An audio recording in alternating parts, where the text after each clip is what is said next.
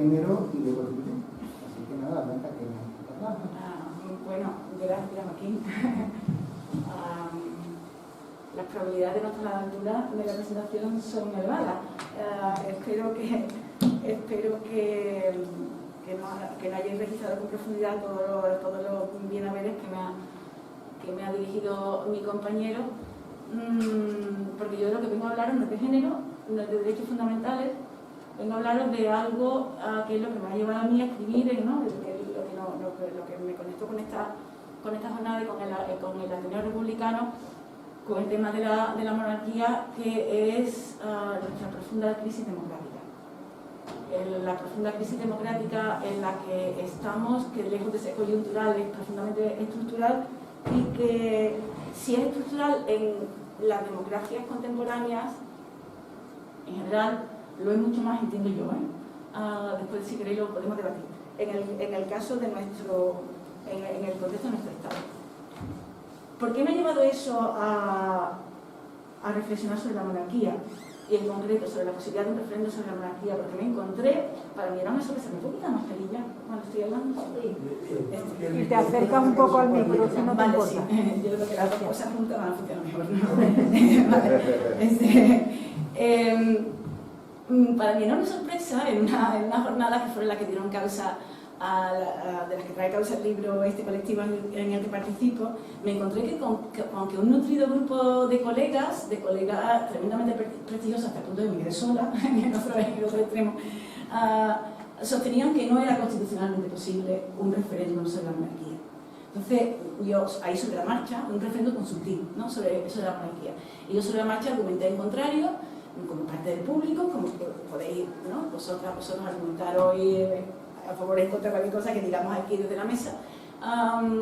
Y me invitaron a participar en el libro y puse mis ideas por escrito. Y mi sensación es que la negativa a la posibilidad, a la mera posibilidad de un referéndum consultivo, no sé qué pensará Joaquín, porque nunca hemos hablado de este tema, la negativa a la posibilidad de un referéndum consultivo, como no la negativa política, sino la negativa jurídica, o sea, que desde el punto de vista jurídico constitucional no es posible, tiene que ver con una concepción de nuestro marco jurídico constitucional tremendamente anclado en la lógica representativa y que da muy poco valor específico, muy poco peso específico a la lógica democrática.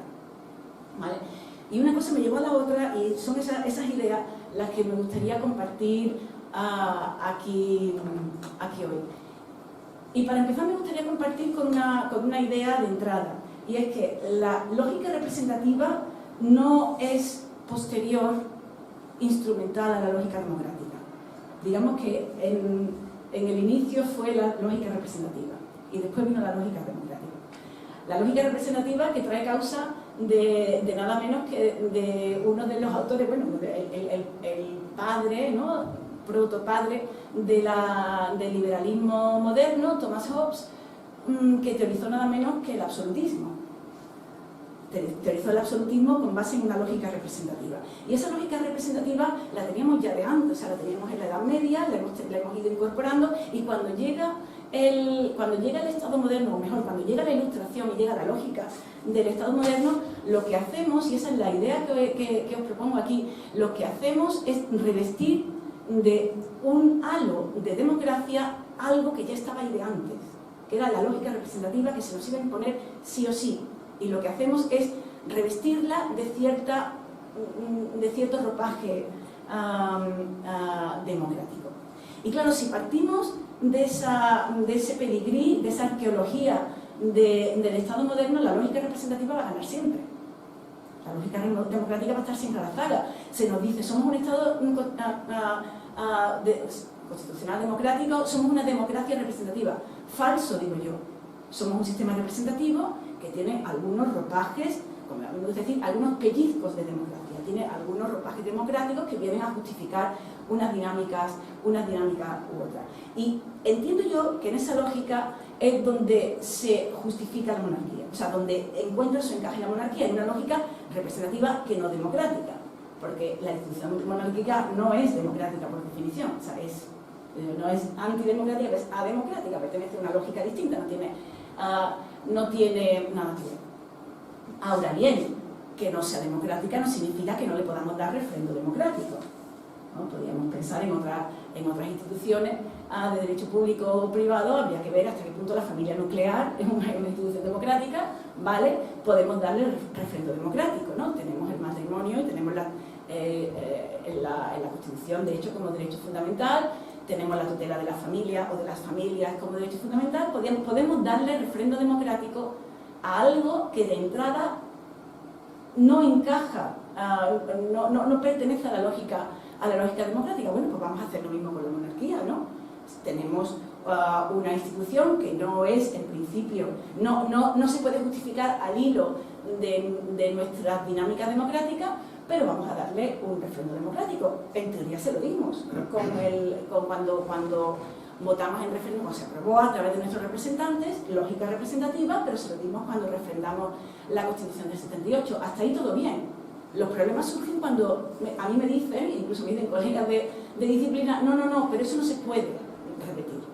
No podemos volver a someter a la opinión del pueblo la oportunidad o no de que la jefatura del Estado tenga forma monárquica. Y ahí empiezan mis problemas. Y es decir, ahondando en este estado de la cuestión, empieza una a darse cuenta, bueno, no que no lo supiera de antes, que aunque la participación política esté reconocida como derecho fundamental, aunque su reconocimiento como derecho fundamental, artículo 23 de la Constitución, derecho obviamente de protección reforzada, aunque su protección como derecho fundamental de entrada, literalmente, al leerlo, no denote si privilegia la participación política directa o la participación política a través de representantes, a poco que se lea un poco la Constitución nos damos cuenta de que la Constitución favorece tremendamente de manera bastante sobrecogedora la participación, o sea, las instituciones representativas, más que la participación política.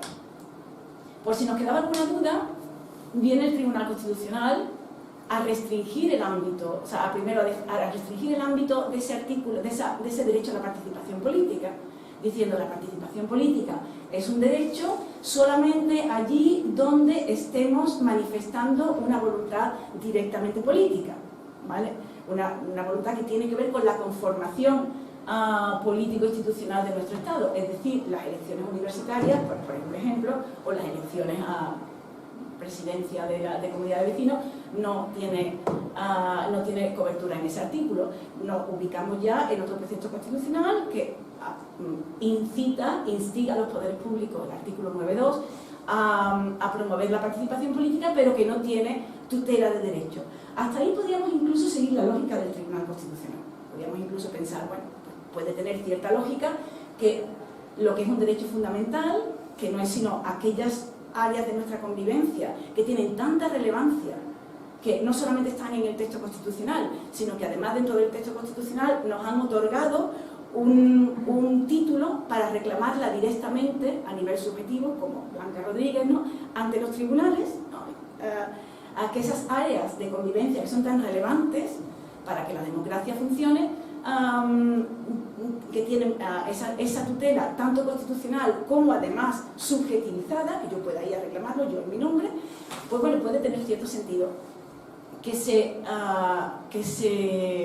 reserven en materia de participación política aquella participación política que tiene directamente que ver con la conformación de nuestro Estado. Vale, hasta ahí podemos seguir el razonamiento. El problema es que con toda la crisis territorial que tenemos crónicamente en este país, que nos define básicamente, ¿no?, como país, el Tribunal Constitucional ha hecho una operación un poco diabólica en el sentido de que ha tenido que distinguir entre consultas referendarias y consultas no referendarias, ¿vale? Las consultas referendarias, ha dicho el Tribunal Constitucional, vale, las consultas referendarias tienen la máxima tutela. Tienen la tutela de aquello que he dicho, que son esas pequeñas áreas del derecho constitucional que tienen, o sea, de nuestra convivencia, perdón, que tienen tanta relevancia que, uno, están en la Constitución, dos, me otorgan a mí y a cada uno de nosotras y de nosotros un título personal para ir a los tribunales a reivindicarla. ¿vale? Esas son las consultas referendarias. Y hay otras consultas que no son referendarias y que dejamos fuera de ese margen. Primero, traza la diferencia, ¿vale? Segundo, al trazar la diferencia, otorga una tutela desmedida, relativamente superior, obviamente, a las consultas referendarias, amplía tremendamente el ámbito de las consultas referendarias. Entonces podríamos decir, bueno, eso está bien, ¿no? Eso está bien que amplíe el ámbito de las consultas referendarias, claro, pero lo hace a costa de disminuir la capacidad que tienen las comunidades autónomas para plantear sus respectivas consultas, ¿vale? Porque dice, bueno, si el ámbito de las consultas referendarias está ampliado, las comunidades autónomas tienen un ámbito para hacer consultas no referendarias disminuido. ¿Por qué? Porque las consultas referendarias son una competencia exclusiva del Estado. Son competencia exclusiva del Estado, además interpretada en términos tremendamente rígidos. No sé si se me va siguiendo hasta aquí. Es decir, la lógica de implantar una dinámica más representativa que democrática se ha ido basando en una serie de conceptos y de definiciones técnicas. Primero, ¿cuál es la diferencia entre el derecho de participación política o la participación política que tiene tutela como derecho y la participación política que no tiene tutela como derecho? ¿Vale? La que tiene tutela como derecho se define en términos muy estrictos. La participación política que tiene tutela como derecho se define en términos muy estrictos y se vinculan al concepto de referéndum, de consulta referendaria. Y las que no tienen esa tutela reforzada se dejan los márgenes y es otra cosa. ¿Qué pasa? Que las consultas referendarias solo las puede convocar el Estado. Y que además en un artículo de la Constitución que no tiene por qué haberse leído en esos términos tan estrictos, el Tribunal Constitucional le deja al Estado prácticamente todo. Es decir, queda muy poco espacio para que las comunidades autónomas puedan presentar consultas referendarias, es decir, consultas que tengan la máxima tutela de la Constitución. Les queda muy poco más a las comunidades autónomas. Las comunidades autónomas pueden hacer lo que ha hecho en diversas ocasiones el ayuntamiento. Temas como, ¿queremos que la feria se amplíe, se cambie el horario? Sí, vale, es decir, cuestiones que tienen menos relevancia y sobre todo que no tienen el control procedimental en su realización típico de una consulta cuasi electoral que tienen las consultas referendarias. ¿Vale? Me diréis, bueno, ¿y esto qué tiene que ver con el referéndum sobre la monarquía? Tiene que ver en la medida en que nos sitúa en un determinado ámbito, en un determinado espíritu político, en un determinado espíritu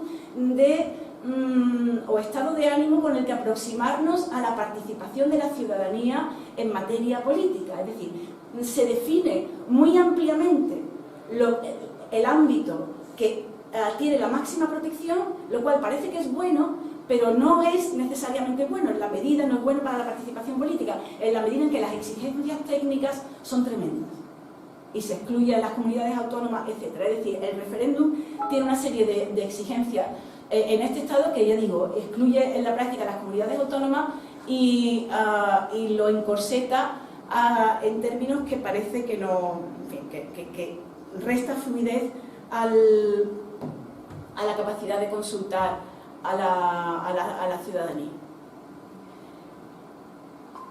Y ese estado de ánimo de aproximación a la participación ciudadana es el trasfondo, entiendo yo, de por qué en buena parte de la doctrina constitucionalista se entiende que no cabe referéndum en materia de monarquía. Bueno, antes de seguir, ¿queréis hacer una pregunta? ¿Alguna cuestión? Digo, porque a lo mejor he estado usando términos a lo mejor demasiado técnicos y si queréis que aclare alguna cosita. ¿Todo bien? Vale. Yo entiendo que es el telón de fondo de por qué en la mayoría de la doctrina se pronuncia en contra de la posibilidad de un referéndum. Fijaos cuál es el razonamiento. El razonamiento es para reformar la Constitución. A reformar la Constitución en lo que concierne a la corona, ¿vale? El título segundo de la Constitución, en materia de jefatura del Estado, es preciso articular un procedimiento agravado de reforma constitucional, lo que se conoce como la revisión constitucional. Y ese procedimiento agravado implica dos manifestaciones explícita, es decir, no a través de representantes, sino directas, o bueno, mejor, una directa y una indirecta de la ciudadanía. Una indirecta, ¿por qué? Porque se disuelven las Cortes, ¿vale? Es preciso 2 legislaturas para articular un proceso de revisión constitucional, y después es obligatorio el referéndum al final, ¿vale? Bueno, pues a esa obligatoriedad del referéndum, eso es el artículo 168 de la Constitución, ¿vale? Pues a esa obligatoriedad del referéndum para reformar no solamente la jefatura del Estado, sino, bueno, en fin, las instituciones fundamentales del Estado, los derechos fundamentales, algunos derechos fundamentales, los principales, sin ir más lejos, ¿vale? A esa obligatoriedad se acoge la doctrina para decir, claro, como es obligatorio el referéndum para aprobar una revisión constitucional, no se puede consultar al pueblo, a la ciudadanía, si quiere esa revisión constitucional, porque estaríamos poniendo primero lo que viene después.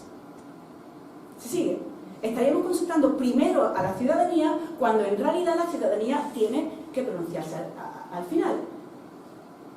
Digo, para hacer ese tipo de razonamiento, entiendo yo que es preciso posicionarse primero en una postura que privilegia tremendamente las manifestaciones indirectas de la voluntad popular, es decir, que sitúa en un papel tremendamente subordinado las manifestaciones directas de voluntad popular, la participación ciudadana. ¿Por qué? Porque yo entiendo que... yo entiendo, es que es así, a ver lo que pensaba aquí. El referéndum consultivo no es el referéndum de ratificación de una revisión constitucional, son 2 referendos distintos, ¿vale? Son 2 referendos distintos, hasta el punto de que el hecho de que la ciudadanía se haya pronunciado en un referéndum sobre la posibilidad de una revisión constitucional, es decir, de la modificación de la jefatura del Estado, en el sentido de que no constituyamos en república, por mucho que la ciudadanía se haya manifestado en esos términos, si no queremos dar al traste con la Constitución del 78, es decir, si no queremos poner en marcha un nuevo proceso constituyente, tenemos necesariamente que incoar un proceso de revisión constitucional, al final del cual necesariamente tiene que haber un nuevo referéndum, el que corresponde al proceso de revisión constitucional, que es el suyo, que es un referéndum que se engarza dentro de un procedimiento de revisión constitucional. Es decir, una cosa es el referéndum consultivo, que es una consulta, ¿no?, que no es vinculante, por mucho que lo sea políticamente, que ahora haré un comentario sobre ese tema, y otra cosa es el referéndum de finalización, de culminación de un proceso de revisión constitucional, ¿no?, en este caso sobre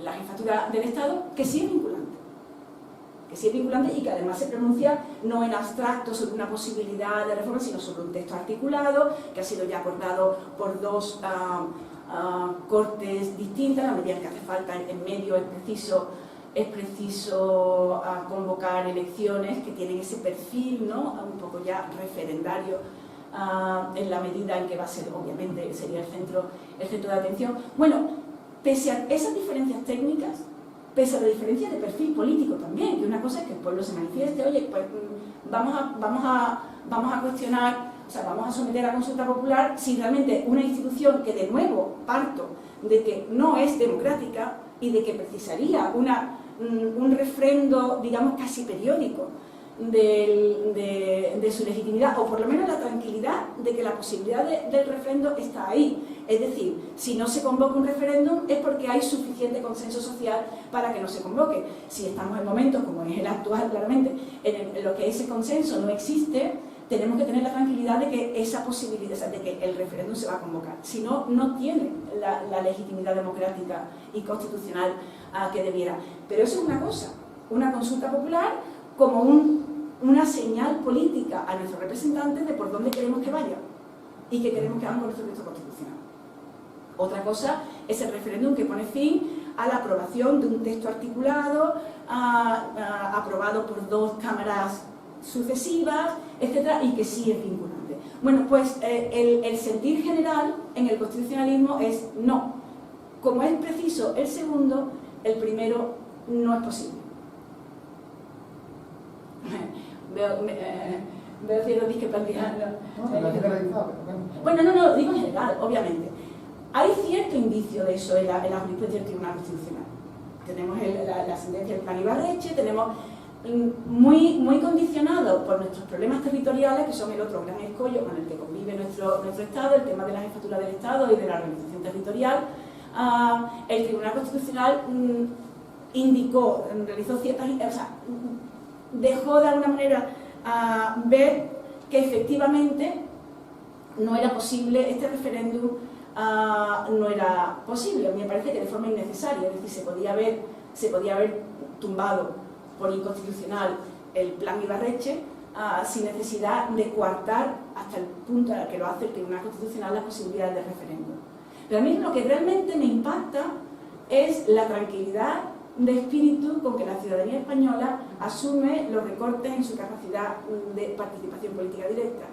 A mí lo que realmente me parece muy tremendo es que no tenemos ningún problema para asumir que somos un Estado representativo, ¿vale?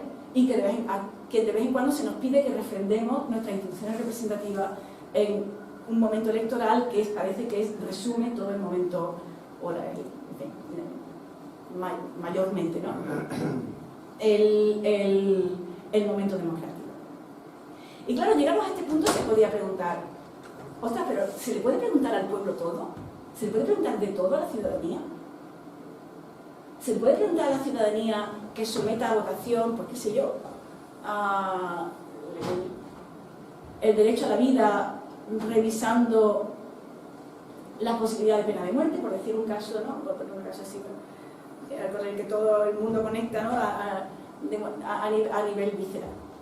Claro, cuando, de nuevo, el mero hecho de que se formule esa pregunta me parece tremendamente tendencioso a favor de nuestras instituciones y en detrimento de nuestra capacidad de participación. Porque entiendo yo, mientras que nos vamos dentro de un marco constitucional que ya está predeterminado, es decir, de nuestro marco constitucional vigente, el del 78, a la ciudadanía no se le puede preguntar ni más ni menos que a nuestro poder público representativo, que es decir, a nuestros representantes políticos. ¿Por qué? Porque nuestros representantes y nuestras representantes políticas no hacen sino expresar nuestra propia voz, es decir, no se les puede medir con base en parámetros distintos. Lo que pueden hacer nuestras representantes y nuestros representantes es lo que podemos hacer también la ciudadanía. No es que a nuestros representantes se les limite constitucionalmente la capacidad de actuación porque son representantes. Se les limita la capacidad de actuación de aprobación de ciertas normas porque ese es el marco constitucional en el que todo el Estado se mueve, incluida su ciudadanía, con lo cual nosotras somos fundamentalmente de entrada a la ciudadanía la que tenemos esa restricción que se le aplica derivadamente a nuestros representantes. Es decir, ellos no tienen más ni menos límites de los que tenemos nosotros, con lo cual la pregunta me parece es una pregunta clásica que sale en ese tipo de contextos, ¿no? Entonces, a la ciudadanía se le puede preguntar todo. Le podemos preguntar a la ciudadanía que se vuelva a instaurar la pena de muerte, se le podemos preguntar a la ciudadanía que se limite la libertad de expresión, que se consolide la discriminación de ciertos colectivos gitanos o trans o del tipo que sea. La respuesta es ni más ni menos que a nuestros representantes políticos, porque no tienen entidad distinta. Es decir, son un instrumento de nuestra propia voluntad, es decir, se nos limita en la medida en que nos hemos autolimitado esa capacidad de actuación. Con lo cual, esa consideración me parece capciosa. Como me parece capciosa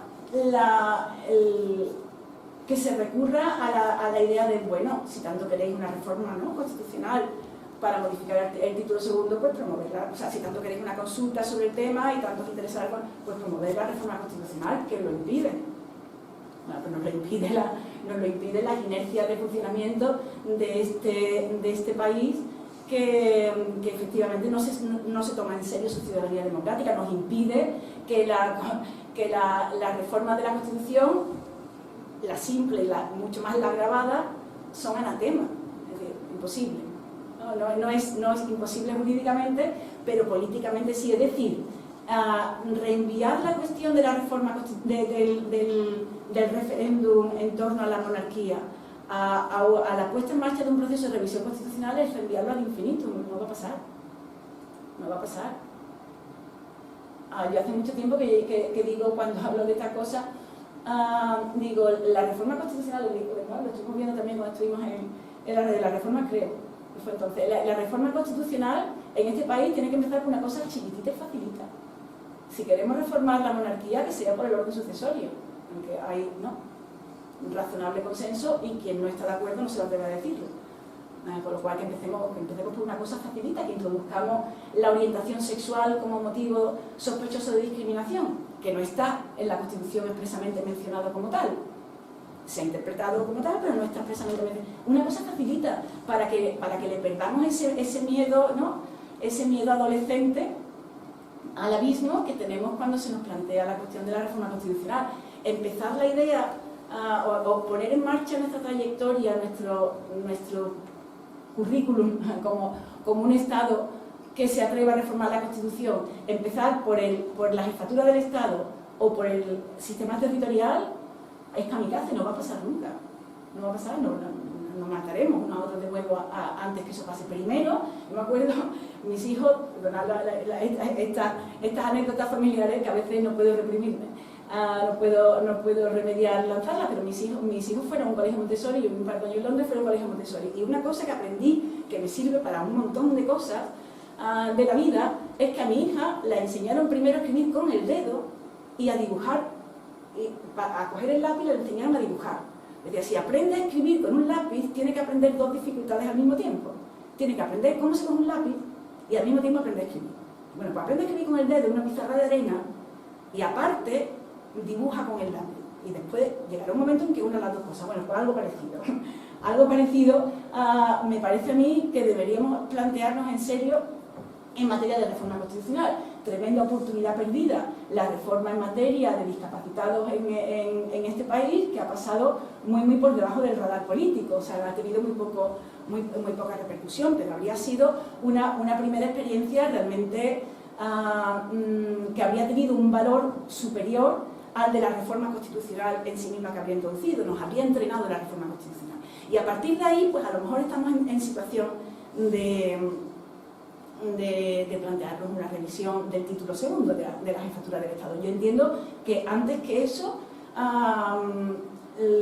antes que lanzarnos a ese referéndum, me parece que pertinente tener un referéndum especialmente en este país, donde es especialmente complejo afrontar una reforma constitucional.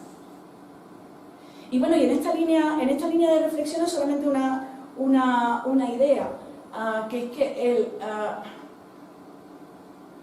claro, se me dice también algunas veces,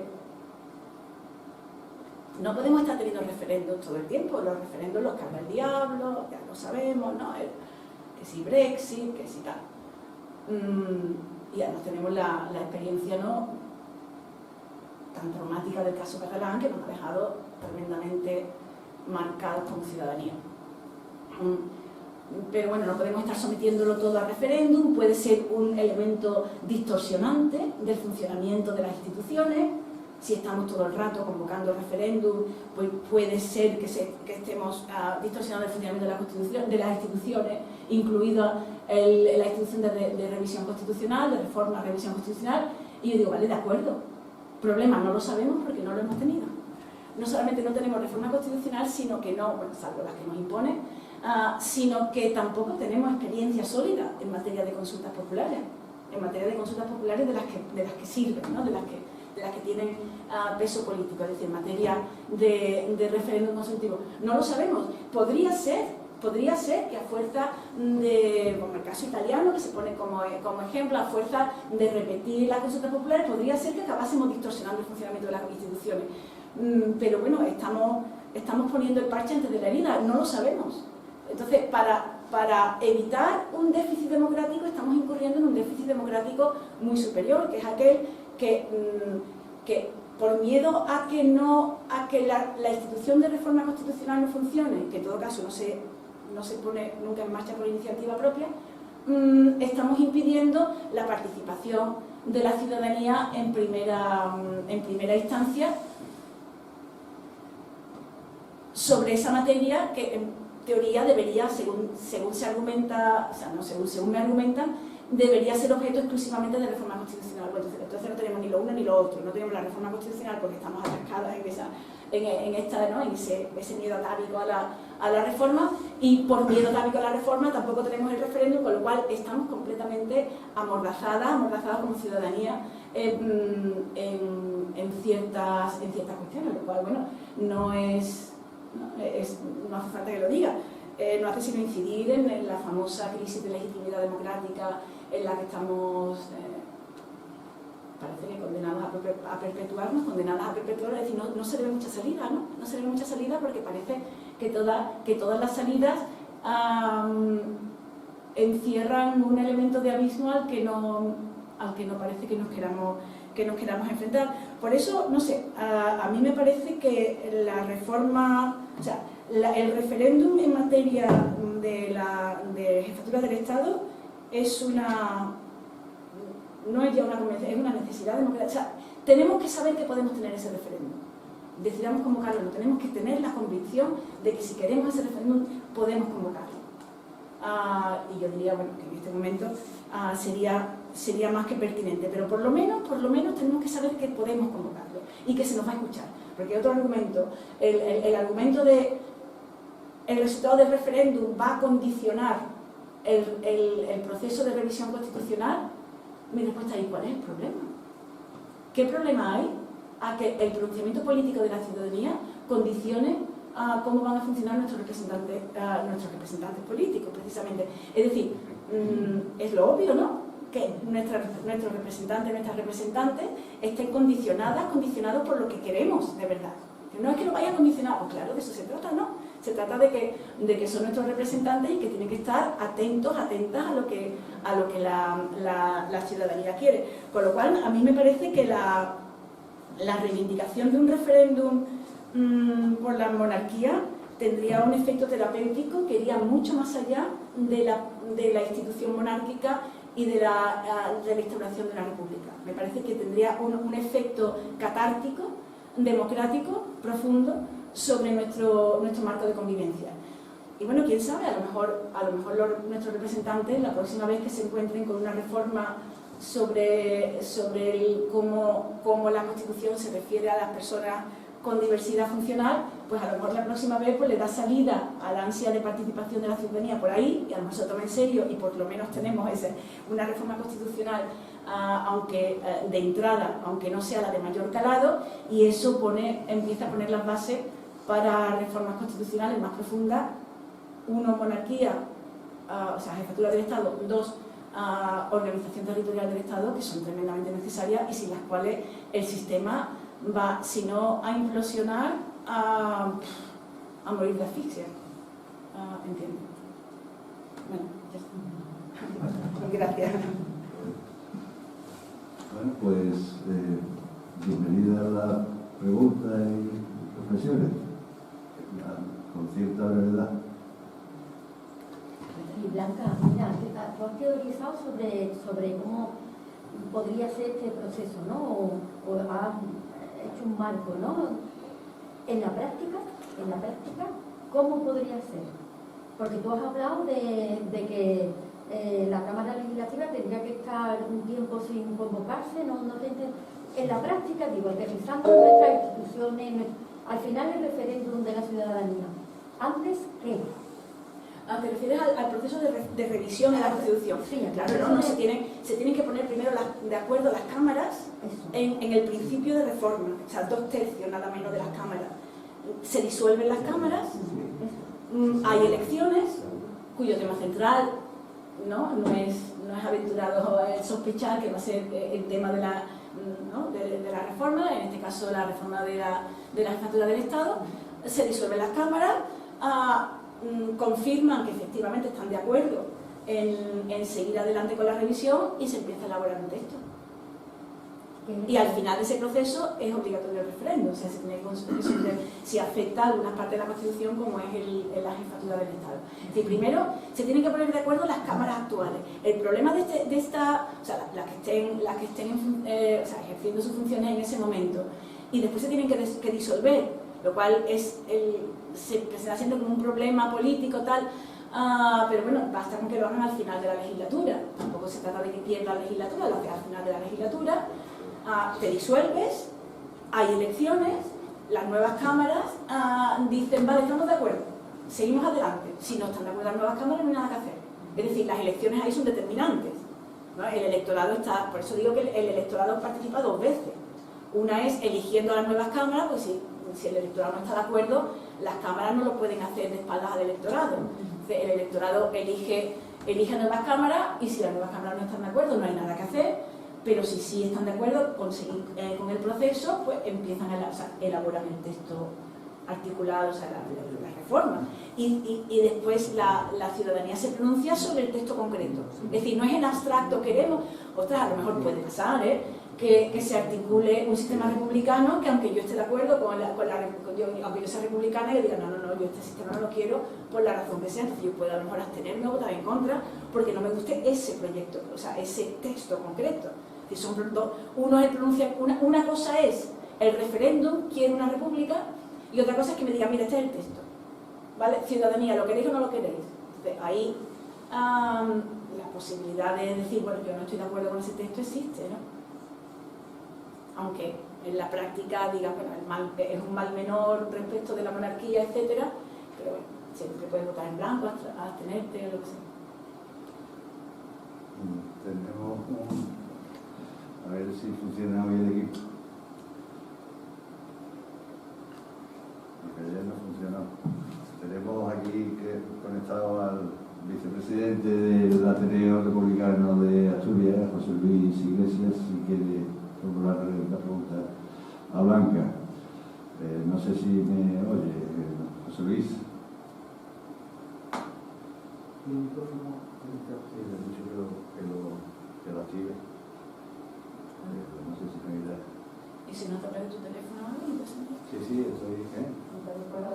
Pero para que lo oigan. Pero fuera tiene una pregunta mientras no. Mientras entramos en el moderador, me parece que... ¿Se me oye? Sí, adelante, José Luis. Hola, buenas tardes. Buenas tardes, José Luis. Mire usted, en primer lugar me voy a decir que sí que hay cosas que no son votables, y en esto además creo que usted estará de acuerdo conmigo. El teorema de Pitágoras no se puede someter a referéndum, ¿verdad? Teorema de Pitágoras.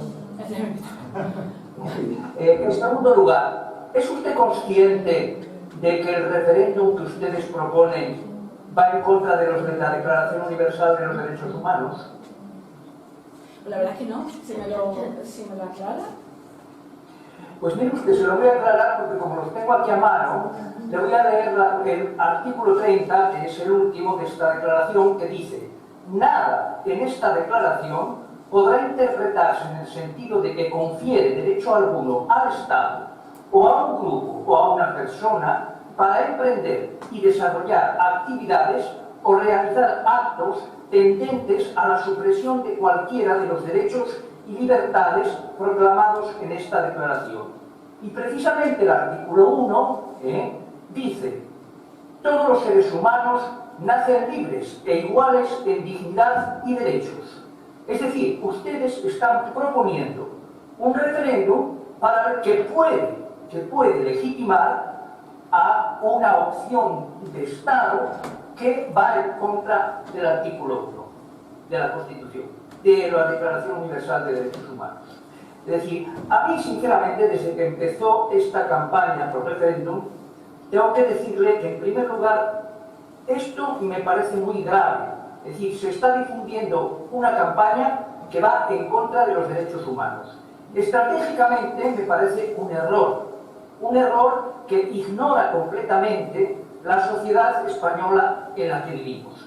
La sociedad española que vivimos es heredera de una guerra civil, heredera de un régimen de la transición que lo llaman democracia y no lo es, y que fue montado y que costó muchísima sangre precisamente para mantener los privilegios de una clase social y de unos sectores sociales que usted cree que estarían dispuestos a renunciar simplemente porque la ciudadanía deposite una papeletita en una urna.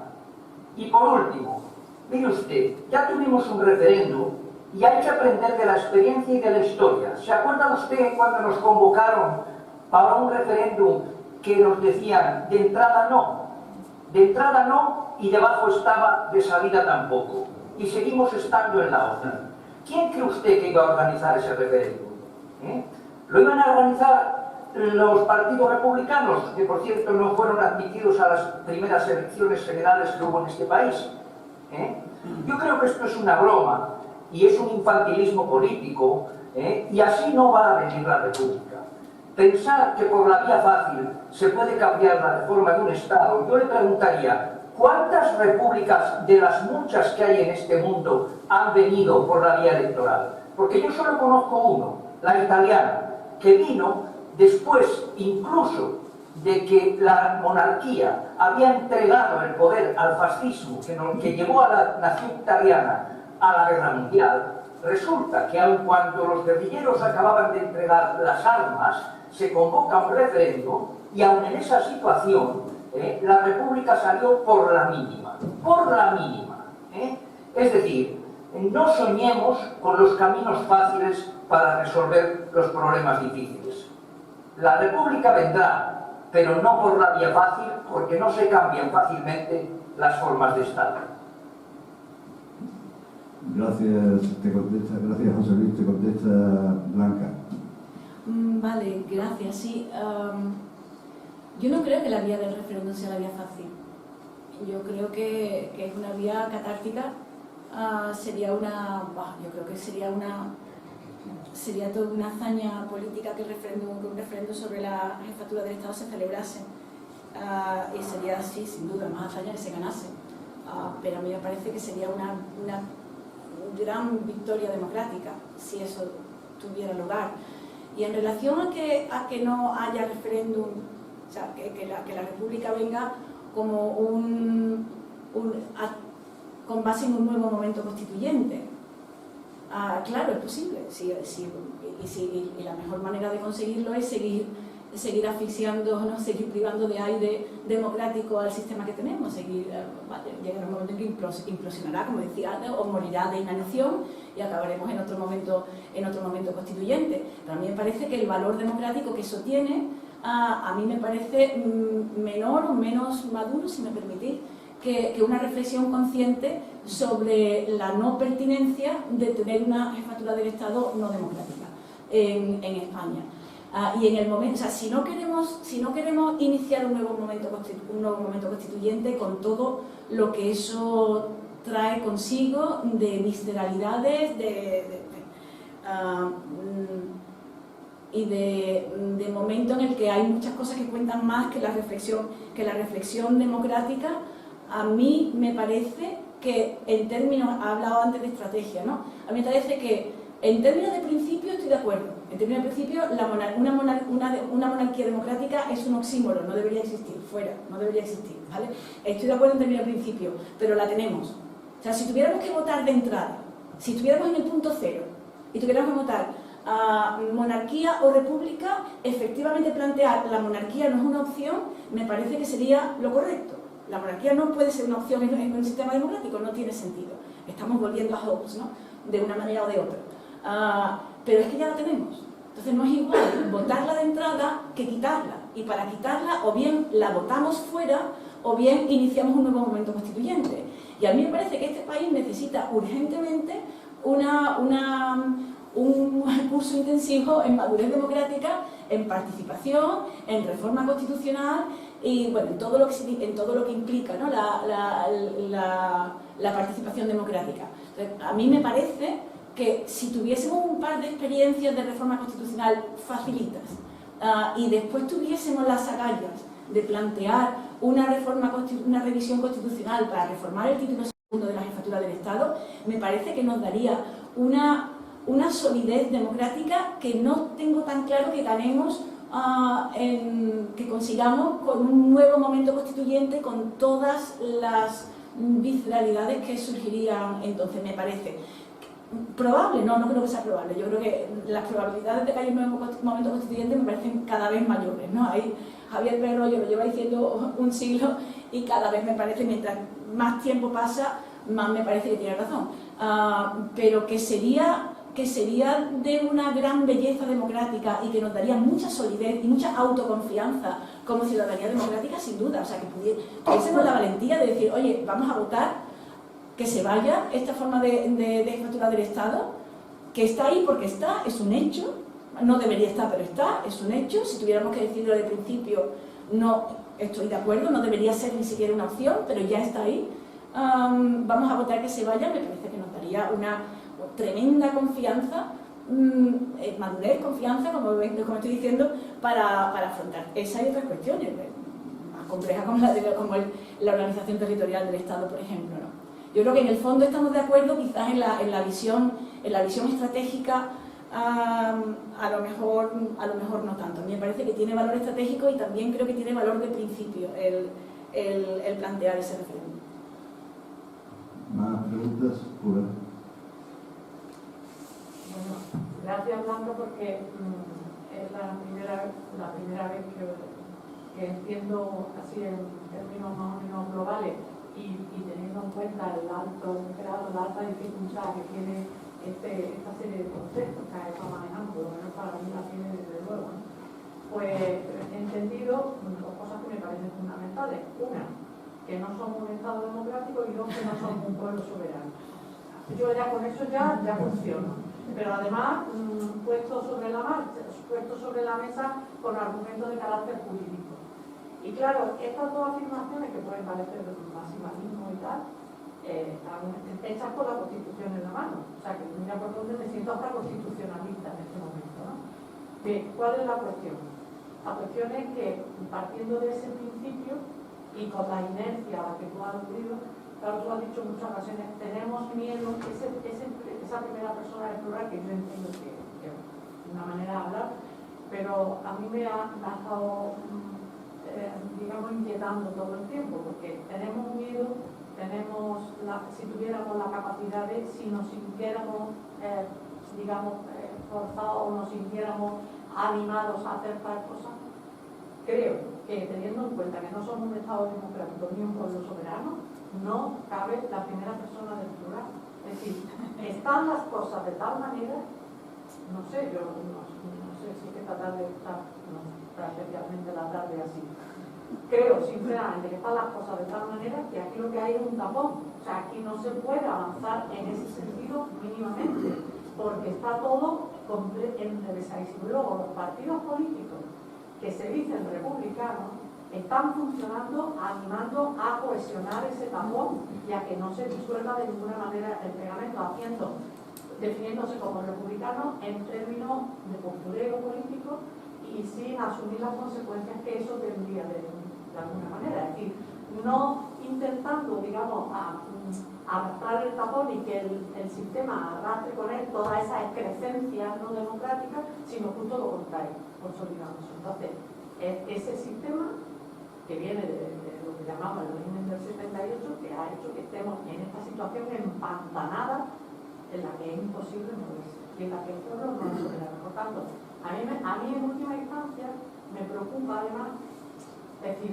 nosotros tenemos muy poca capacidad en ese sentido, la primera cuestión. La segunda cuestión, me preocupa mucho que como hemos sido previamente en todo este tiempo desarticulados además como pueblo, no nos importa no ser soberanos, no nos importa. Entonces, en ese contexto, la República puede llegar y el proceso constituyente puede llegar, siento disentir de pena el rollo, pero sencillamente porque el rey se coma la uña hasta los codos, que por lo visto se come mucho, y se vaya. O pase como otra vez como la Segunda República, que deje el camino expedito, no, embarradísimo, pero puede desaparecer, como, vamos, de hecho le tocaría, ya saben ustedes, el rey caído, el rey puesto, y segundo al exilio, le toca, pero bueno, eso es como que es un principio que esperamos que caiga como fruta madura.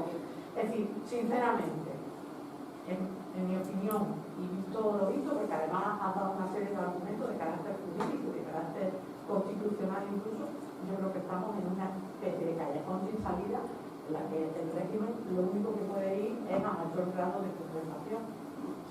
Bueno, para empezar, eso es mi opinión, ¿eh? Sí, no, claro, lo que yo digo tampoco es verdad absoluta, ¿no? eso es como yo lo veo. Y sí, lo que tú planteas, Pura, sería muy triste que la monarquía, o sea, que no es que ya el Estado implosionara, sino que implosionara la monarquía y perderíamos una ocasión de oro para realmente madurar como democracia. Yo creo que la crisis de la democracia no es solamente nuestra. Yo creo que la democracia nació en crisis, la democracia de verdad no la hemos tenido nunca. Yo creo de verdad que hemos venido a dar una pátina de legitimidad a relaciones de poder que ya estaban ahí, relaciones de poder, llámese monarquía, o llámese patriarcado, o llámese capitalismo. Es decir, hemos venido a dar una... bueno, nosotras nos conocemos por el género, ¿no? Empiezas a rascar en materia de género y el Estado salta por los aires, es decir, no hay quien lo sostenga. O sea, si nos ponemos, ¿no? Si nos ponemos a razonar con coherencia en eso. O sea, a mí me parece que realmente la democracia ha venido a dar un viso de legitimidad a relaciones de poder persistentes. Y no hace falta más que pensar, nos conocemos en materia de género y por trabajar con colectivos especialmente postergados, entonces no hace falta más que mirarlos a esos colectivos. Y eso es global. En España además tenemos la herencia, bueno, no hace falta que profundicemos, y sobre todo a mí una de las cosas que me parece más tremenda de eso es cómo se ha despolitizado la esfera pública. Lo que consiguió el dictador fue convencernos de que lo que queríamos hacer era tener un SEAT y un piso en la playa, y ese era nuestro objetivo en la vida pública, era luchar por eso. Entonces, tenemos la vida pública despolitizada y a nivel de ciudadanía, y si nos quitan los marrones de encima, mejor. Entonces, si la monarquía se va sola, mejor. Pues yo creo que no, que si la monarquía se va sola, peor. Que además es guapa, es como el dictador. Hombre, ya por fin se murió, hombre, no, por fin se murió, no.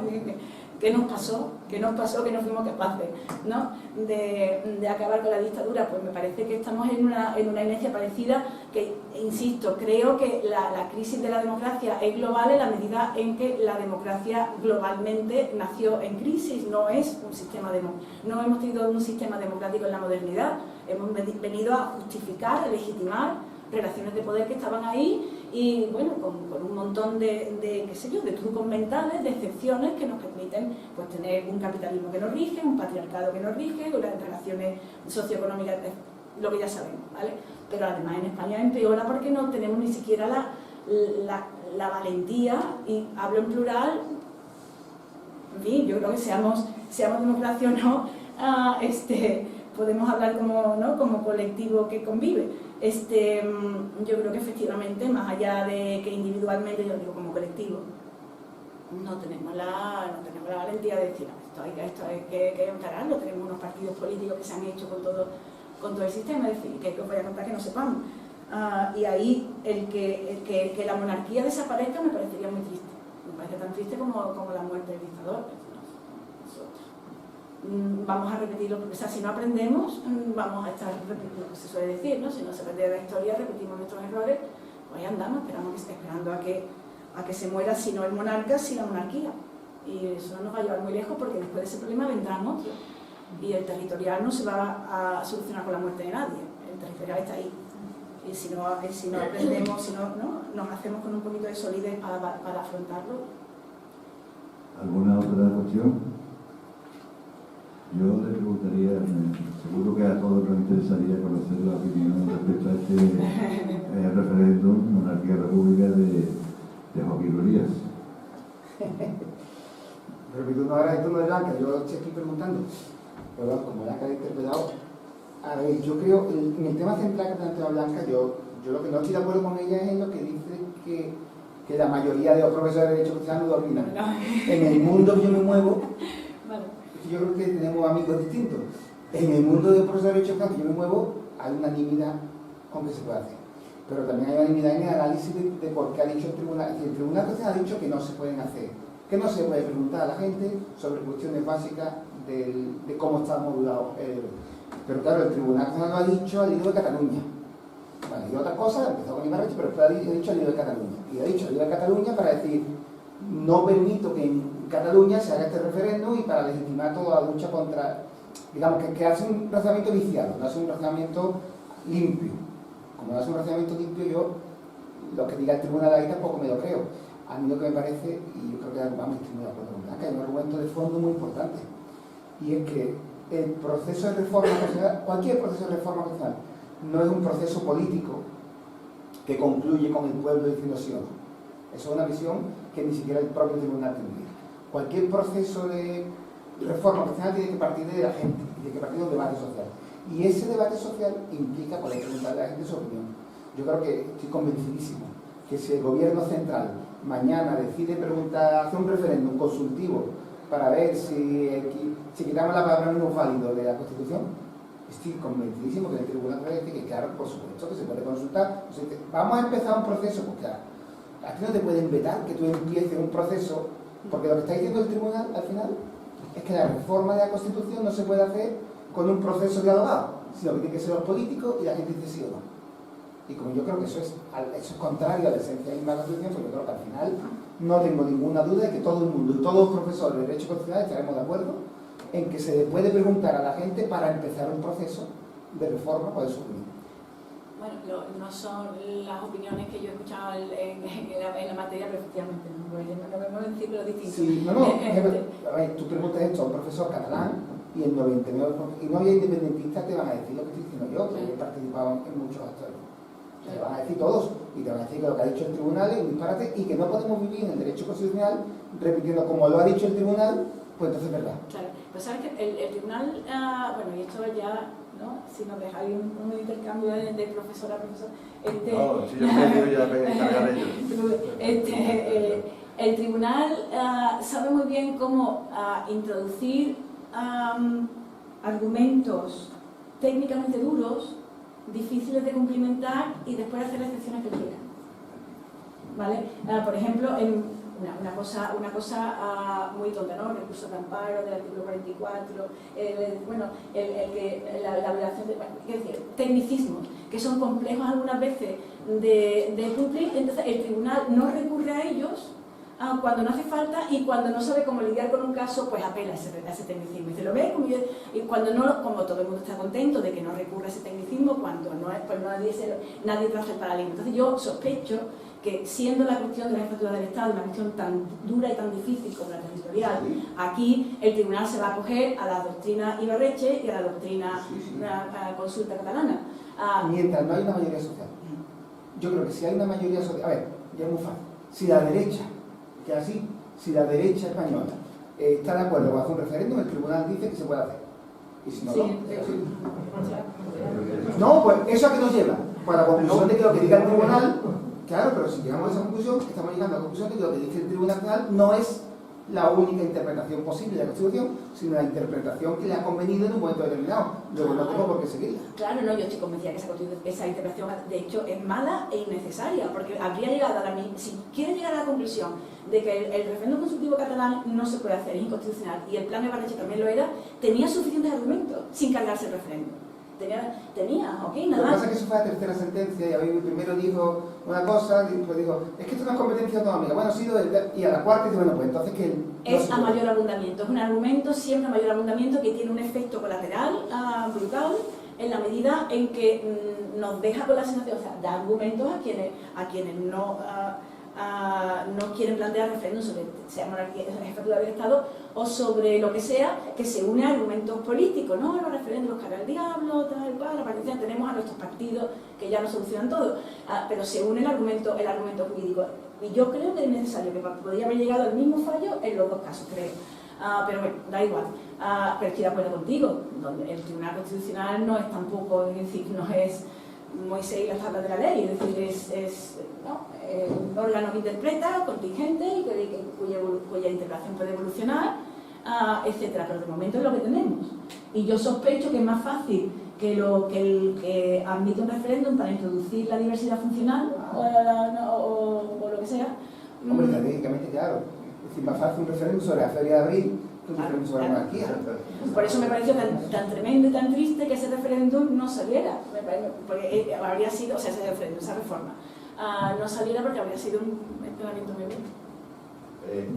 Me ha levantado la mano por ahí, me ha parecido que no quería hacer más cuestiones. Bueno, el lunes pasado el profesor Pizarello apuntó una posibilidad, una salida o una manera de cambiar la Constitución, que es de lo que estamos hablando, para que el rey deje de estar ahí, con la experiencia chilena, donde se han cargado la Constitución de Pinochet, pero o sea, y la mayoría social, esa que tú decías, ha forzado a que se convocara y tal, y hay una asamblea. ¿Qué opináis vosotros? Perdona, No, que Pizarrero el lunes aquí, corregidme si me equivoco, los que estuvisteis aquí, que señaló la posibilidad para un cambio constitucional en España, la experiencia chilena, que tenían la constitución de Pinochet, pero no la han cambiado, sino que la mayoría social, la gente, pues ha forzado a que se convoque una asamblea y tal y tal. Bueno, es de lo que estábamos hablando antes, ¿no? De la posibilidad de un nuevo momento constituyente, que puede ser que llegue un momento... Bueno, la situación de Chile era distinta, creo yo. Yo creo que uno de los problemas que tenemos en España es que tenemos una sociedad más acomodada en el sentido no ideológico, ¿no? No sé. Yo creo que Chile era una sociedad, un experimento social de liberalismo extremo en pleno cono sur, no sé, era una cosa, entonces que surgiera un estallido social, pues no sé si aquí se darían las condiciones, en definitiva, para que se articulara. Pero bueno, una opción es esa, claro. Una opción es esa. Y llegará un momento en que a lo mejor caiga por su propio peso. No sé. Pues muchísimas gracias, Blanca Rodríguez. Ahora pues, vamos a tener 5 minutillos de respiro y seguimos con Amigo Díaz.